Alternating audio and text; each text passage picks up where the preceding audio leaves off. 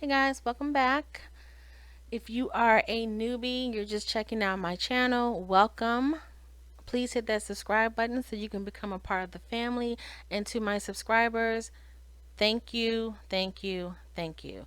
All right, this is my review on Greenleaf Season 4, Episode 1.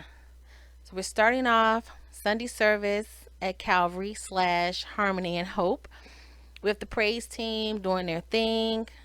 Sounded great. Like I was tapping my toes, okay? So the Greenleaf family is sitting in the congregation. You guys know Harmony and Hope took over and they only wanted Grace as a pastor to be the face of the church. So everyone's sitting in the congregation and it was so weird seeing Bishop and Lady Mae sitting there versus on the stage, but it was good seeing them together nonetheless. Anyway, so Bob Whitmore, who's the president of Harmony and Hope, he steps up to the podium and he greets the congregation. And then, in what seems like a mocking gesture, he points out into the crowd, like literally points. And, he's pointing to the women wearing the hats. And he's like, haha, the hats. I've never seen so many hats in one room. And the women are looking at each other like, what the hell? you know so he calls Grace up, and as he's walking past her, as she's walking up, he's going back to his seat. He leans in and he's telling her to keep it short. So Grace gets up there. Of course, it doesn't go into her sermon. Next thing you know, service is over. We're in the lobby, and Bishop and Mae are talking to Grace. So Grace at this time lets them know what Bob said to her, about keeping it short. So Bishop is ready to go off. He's ready to go off, and Grace is telling him, look, you need to calm down. We got to play it nice with them. So apparently, I guess the deal, well, she's saying for a year. So she's like, look, we got to play nice for a year and win back the hearts of the congregation. Because right now, as a family, we're not looking too good. So we don't want to add fuel to the fire. We don't want to add more drama to what we're already dealing with. So anyway, she's saying, the plan is for right now she's the interim pastor. So the plan is for her to become head pastor during this year. And then they'll take a vote to leave Harmony and Hope. Now I don't know how all that's supposed to work. But then she'll hand the church over to Mae. So anyway, Bishop sees Connie and Bob and he's ready to go pounce. Okay. Mae is like, look, stop, calm down. We don't need you going over there acting a fool, right? But in the meantime, she walks over there. So Bishop goes off and Mae goes over to Connie and Bob. When I say nobody can read a person like Mae will read you with a smile on her face, call on Jesus, and then say amen. And leave you standing there like, what just happened? She does it it's such a classy way. I love Mae. I love Lynn Whitfield as an actress, period. I think she is a phenomenal actress. But anyway, back to the show. So she goes over and Connie is like, oh, Bob really enjoyed Grace's sermon. So Mae is like, oh, was that what you call it, a sermon? That's more like a minister minute. And so Connie is like, I guess based off of the offerings that they collected, she's like, well, that says otherwise. Like in other words, nobody was complaining about the service being short. Excuse me. So Mae is like, oh, okay, it's all about the money. And then Bob chimes in and he's like, well, it's not all about the money. She was able to get everybody out the door on time too. so, because, okay, if you've never been to an African American church, it, especially in the South, it can run for a while. I mean, I remember when I was young and I used to go to North Carolina to stay with my grandmother every summer. My grandmother taught Sunday school. So I had to go to Sunday school. I had to go to the main church service. And then if they had meetings or something going on afterwards, I was there for that too. And it can go on for a while. Like they're not on a schedule. Service starts at 10 until. But I've also gone to other churches, a Methodist church that was mainly white, and they were out in 1 hour. Whatever they did, it was almost like they rehearsed, like, okay, this is what we can fit in an hour. What they couldn't fit in, it was carried over to the next Sunday service. So anyway, he's like, well, yeah, she got him on time too. So his whole thing is, look, 1 hour or less, get that money, and let's keep it moving. So anyway, Connie's talking about adding a third service, and she's like, yeah, I think the finance committee will like that. So Connie calls herself trying to read May, and she turns to her and was like, because the struggle is real. Anyway, they go back and forth, and May hits Bob with, and I had to write this down, there are two things human beings do together that's best done slowly, and preaching is one of them. Honey, I was like, oh my gosh, I live for her. She makes me laugh. But he gave it back to her. It's like everybody was checking everybody in this episode. But anyway, yeah, so they're going back and forth, and Connie, she's acting all shocked. Then she calls herself. She's like, no one cares if Bishop. 'Cause remember, guys, Bishop gave May the church, and so Connie was like, "Look, nobody care about the fact that Bishop gave you this church, which it wasn't even his to give." Which explains why Harmony and Hope was able to come in and take over. So anyway, she was like, and even if you were to get the church back, like nobody wants you. Nobody wants you to be in charge of the church. Not now, not ever. Like she trying to go toe to toe with May, right? So she's walking off. May looks down and see a piece of tissue on Connie's shoe, underneath Connie's shoe, and she called her name like she was about to tell her about the tissue, honey. She just like, never mind. Just let her sashay right on down the hall with tissue attached to her shoe. Anyway, so Grace is meeting with Phil. Now Phil is Bob's right hand man for now. And she's trying to get Charity and Jacob jobs as associate pastors. Because the family's like putting this pressure on Grace. Like, look, because right at this point, Grace is the only one out of the entire family, pretty much working. That's in the church. Everybody else is waiting on Grace to save the day so they can get the church back. Anyway, so Phil is telling Grace, look, it's too much drama surrounding Jacob. With the whole fraud situation. Even though he wasn't charged, but still, it's out there. And then with Charity, with the whole kidnapping, again, wasn't charged, but it's out there. Everybody knows about it. And so he's like, look, Bob is not going to go for it. It's not going to happen. So get it out your head. Now, Bishop finds Bob in the office and he confronts him. So he goes in there and he's like, look, I know what you're all about. He goes into, so apparently Bishop had a friend who had a church that Harmony and Hope took over. And I don't know if they were struggling at the time, but Harmony and Hope, I guess, approached him with a deal, and he was like, no, I'm not having it. So what they did was hire a private investigator. And come to find out, the pastor of that church, Bishop's friend, was addicted to pain meds. He was taking pain meds. Apparently, he was helping rebuild houses that were destroyed in Hurricane Katrina. So he hurt his back and was taking pain pills. And we've heard the story of people becoming addicted because sometimes the pain is so horrible that you end up having to take more and more just to ease the pain. But anyway, so the private investigator finds this out, and Bob takes that information to the church board.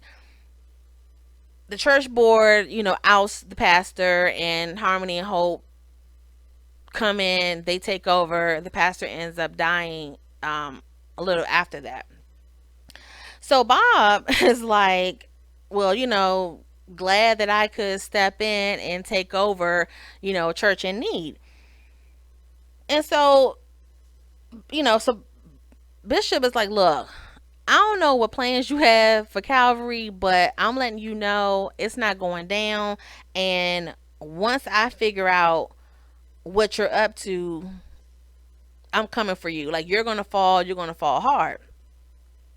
So Bob comes back and he's like, you need to let go of all that resentment. It's not good for your heart. And he like touches Pastor on his Bishop on his chest. And you guys know Bishop had a heart attack last season. So in other words, you need to calm your ass down before you have another heart attack.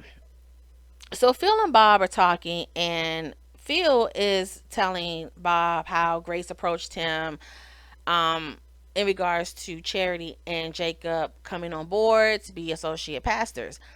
Just throwing it out there to him. And so Bob was like, yeah, I'm not surprised, and I don't blame her. I would have done the same thing if I were her. Like, it's not gonna happen, but kudos to her for trying. And so then he's talking about how he's about to go on a trip, and he's gonna take a visit to all of these churches. So apparently they have taken over a lot of churches, and he calls himself going to check up on all of them, make sure everything is running to his liking. So Phil is asking Bob, do you want me to go with you? Ride shotgun, basically. We could do the whole bad cop, good cop thing. And so Bob is like, nah, nah, I don't need you. I don't need you to go. So he asks Phil, so Bob is eating soup. He asks Phil, you sure you don't want any soup? Phil's like, nah. So as Bob gets up and get ready to walk out the office, he hands Phil the bowl of soup like he's some waiter or some busboy or something. The look on Phil's face, Phil was looking like, I know this mofo did not just hand me this bowl. Basically, get rid of this trash. Like get rid of this. So anyway, Carissa and Jacob, they've moved back to the Greenleaf estate. They're unpacking, and Carissa starts grilling Jacob about getting phone calls. So apparently, he was getting a phone call from this woman that went to their old church, Triumph. So I guess she's still caught up. She hasn't gotten over the whole Tasha Skanks fiasco, so she's keeping a very short and tight leash on Jacob. Anyway, now they're at dinner. So the whole family's at dinner. Charity and Carissa are drunk, both of them. And they're gaining up on Grace. So Charity, she no longer wants to be a singer, like in charge of the music at the church, the music director. She now wants to be associate pastor. So she's going in about, Grace not getting her and Jacob jobs at the church. And then Carissa chimes in and she's talking about how ever since Grace got back, everything has been just going downhill for the family. And which, I mean, okay, yeah, all the drama has started when Grace got back. But make no mistake, Grace did not make Jacob cheat, because when Grace got back home, Jacob was already cheating with some white woman. I think this was it, the church secretary. He was already cheating when she got back, so that has nothing to do with her. And Carissa, that's your whole issue right now that you need to take up with your husband. So anyway, so Grace is telling them, she's like, look, I don't have any leverage right now. Like, I gotta put, she's still pushing this narrative. Like, look, I gotta play it safe. There's a plan. I can't just go in there, demanding things. So anyway, Carissa's like, oh, you're just worried about yourself. You're not trying to help the family. Grace gets pissed and she just leaves. She leaves the table. So later on, Grace and Mae, they have a little sit down, and Grace is like, look, I want to tell everybody about me being Lionel's daughter. May is like, look, first things first, we need to get this church back. Let's focus on that. And then, we can sit down and tell everybody about, tell everybody the truth. Because I guess May is like, we already got enough scandals going on. I'm not trying to add to it. Like, everybody right now, honestly, needs to be walking on eggshells. We can't add any more drama to what we already have, or we're really going to lose this church. So let's take care of that first, and then we can get to that. So anyway, Bishop walks in on May, while she's undressing, and she's like, "Yes, may I help you?" For real, knowing that she liked him standing there watching her, right? So Bishop, he's like, "When can I move back into our bed?" And May, they're going back and forth. May's like, "When we remarry?" And Bishop is pushing for an exact time. He's like, when is this going to happen? Like, I need, is it today, tomorrow, next week, what? So Maze is going in, like, look, you are courting a grown woman, like a grown classy woman, so you're gonna have to work for this. And so Bishop was like, what do you want? Ring, flowers, what? May was like, yes, that and more. you know and it was a cute exchange between them. I love them together. Like, when they drifted apart and he moved out, I figured, I knew they were going to get back together. Like, this show to me does not work with them apart, so I knew eventually they would get back together. I'm just happy that they're working towards that, because I think they make a great team. But anyway, um so yeah, she's like, you're gonna have to court me. Like, I want the moon stars, everything. So then we go into Charity. Charity meets up with Phil to plead her case, trying to just convince him. I guess she's like, look, I'm going to speak up for myself. I want to get back into this church. I don't want to be music director. I want to be associate pastor. So she goes and meet up with Phil. She's, pleading her case with him, and he gives her an ultimatum. So he's telling her, like, look, all right, it's not going to happen right now, but his plan is to be named head pastor. Okay? So he's telling her, look, hold tight, because when I make head pastor, I'm going to make you associate pastor. However, you have to do something for me. Scratch my back, I'll scratch yours. So he's basically asking her to spy on his family, or her family, give him the insights of what they talk. Because, he knows they're trying to come and take the church back. Charity, she's already talking smack about her sister. So he sees the rift in the family. He realizes at this point they're not as tight as people think they are. So he now sees that, all right, I can wedge in here. She already pissed off at her sister. She's pissed off at the family. Boom, let me use her. Let me see what I can get out of her. And that's exactly what he did. So anyway, it stops. She doesn't give him an answer right away. So then later on, Grace meets with Bob, and same thing. She's talking about, look, you need to bring in Charity and Jacob, and my brothers and sisters, and I want them here. And he's like, look, it's not gonna happen. Like, And anyway, they go back and forth, and she's basically saying, look, you chased me down. You need me, and so since you need me, I feel like I should have some type of say, and this is what I want. So she basically gave him an ultimatum. And later on, oh, so he tells her, he was like, look, putting family first is a mistake. Grace don't care. She's like, look, this is what I have to do. Like, she all but said, my family's putting pressure on me. I need this to happen. She doesn't go that far. She's just like, look, I need for this to happen. So anyway, it goes from that to Charity meeting with the family, and she lets them know. I gave him an ultimatum. I was like, look, if you don't bring in Charity and Jacob as associate pastors, I'm walking. Like that's the only option you have. I'm walking. So then she reveals that Bob agrees to bring in Jacob. He only agrees to Jacob being associate pastor. And to me, even though he's agreeing to that, I mean, y'all saw how he treated Grace when he was like, look, make it short. Trust me, he's going to bring Jacob in, but Jacob is not. Jacob probably would get to preach probably once a month, and he better do it in 2 minutes, right? Like he's bringing him in, but he's still going to have that control. So anyway, everybody's happy. Carissa's, of course, Carissa's happy. Charity goes off. So Charity's like, whoa, wait a minute. Wait a minute. Why do you still have a job? She's talking to Grace.